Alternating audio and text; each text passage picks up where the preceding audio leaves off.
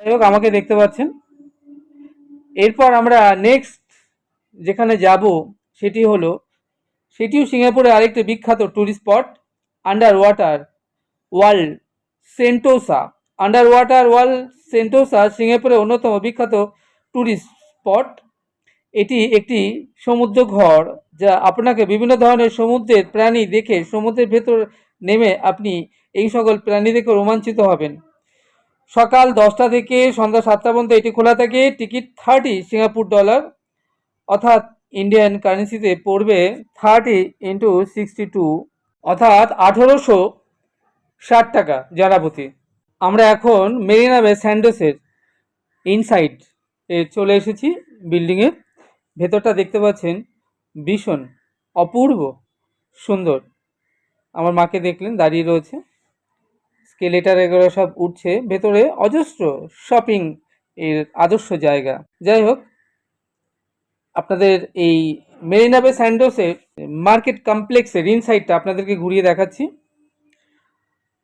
এখানে প্রচুর foreigner tourist প্রত্যেক দিন মার্কেট কমপ্লেক্স তারা ভ্রমণ করতে আসেন। ভেতরটা দেখুন কি বিউটিফুল, সত্যি অপূর্ব সুন্দর। এছাড়া সিঙ্গাপুরে আরও প্রচুর জায়গা রয়েছে দেখবার জন্য, যার মধ্যে অন্যতম সি অ্যাকোয়ারিয়াম সেন্টোসা। সেন্টোসা দ্বীপে অবস্থিত দক্ষিণ পূর্ব এশিয়া অ্যাকোরিয়াম বিশ্বব্যাপী বৃহত্তম অ্যাকোরিয়ামগুলির মধ্যে এটি অন্যতম।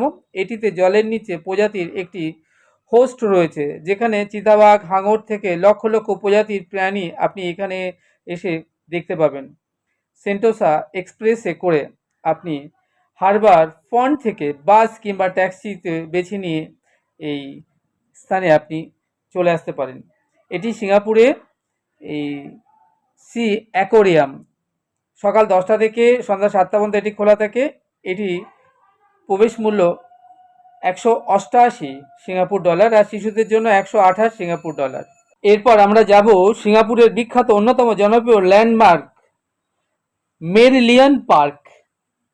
এটি সেন্ট্রাল বিজনেস ডিস্ট্রিক্টের কাছাকাছি ওয়ান ফুলারটনে অবস্থিত। মেরিলিয়ান পার্কটি মাছেদের দেহ এবং একটি সিংহের মাথা সহ, যে সিংহের মাথা থেকে জলের ফোয়ারা অনবরত নির্গত হচ্ছে।